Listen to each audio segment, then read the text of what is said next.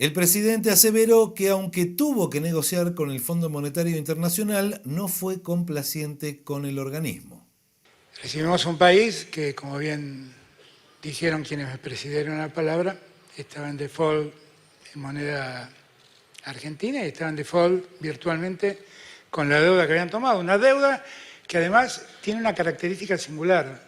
Fue un récord en tiempo y en cantidad.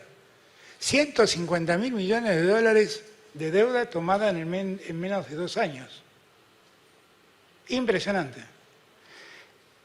Más impactante que se los hayan dado, porque la verdad era una deuda absolutamente insostenible para Argentina.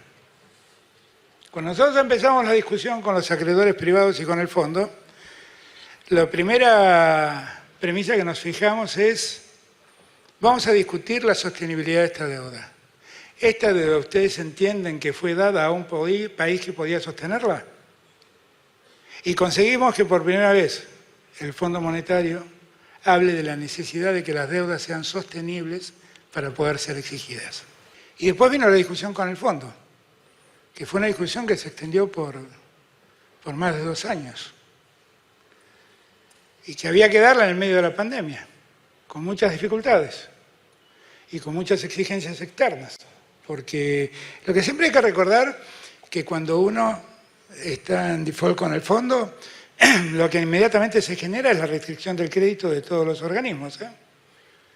Hay que saber que el Banco Mundial no nos presta más plata, que el BID no nos presta más plata, que la CAF no nos presta más plata, y que, por ejemplo, un swap como el chino se hubiera caído. Hay que entender todo esto para entender el por qué uno tiene la necesidad de negociar con el fondo. La discusión es cómo se negocia. Se puede negociar con las reglas ortodoxas que siempre el fondo propone, o se puede negociar como lo hicimos nosotros. Nosotros no negociamos así. Hoy Sergio no está negociando así. Hoy Sergio está negociando con la misma lógica que negociamos el primer día. ¿Por qué crecimos 16 puntos? Porque tenemos una política clara, que aunque tengamos que asumir la deuda y tengamos que discutir con el fondo, no somos ni complacientes con el fondo, ni salimos de la irracionalidad de no discutir la deuda. Y siempre tuvimos un horizonte claro: producción y trabajo. Antes de mi llegada, 23.000 pymes habían cerrado. Hoy tenemos 30.000 pymes funcionando. Cuando yo llegué, la desocupación era del 12%. Hoy la desocupación es menos del 6%. Bien, dijo el Vasco. En 24 provincias el empleo registrado sigue creciendo. La conclusión es que nosotros soportamos muchas adversidades, muchas más de las que hubiéramos querido, muchas más de las que hubiéramos podido prever, porque una pandemia no la preveía nadie. Sin embargo, frente a cada problema le pusimos el pecho y salimos adelante.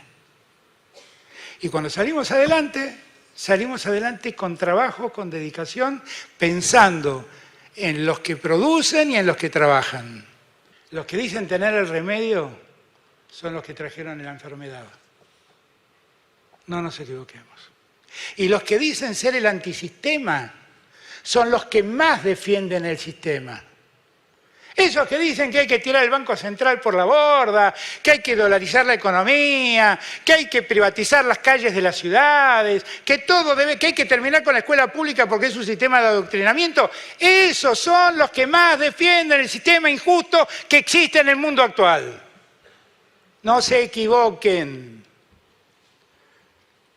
Y los que nos dicen a nosotros cómo arreglar el problema del déficit, cómo arreglar el problema de deuda, son los mismos que lo crearon y que además hicieron sus negocios con sus primos y sus amigos.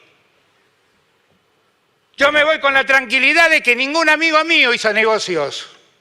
Ningún hermano mío se volvió millonario porque yo fui presidente. Y me voy con lo mismo que llegué.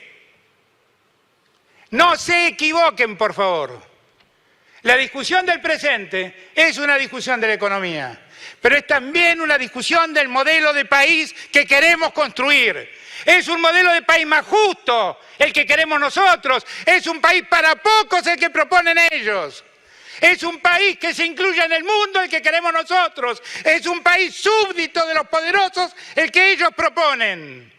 No nos equivoquemos y dejemos de discutir entre nosotros, porque el problema no está entre nosotros, están con los otros.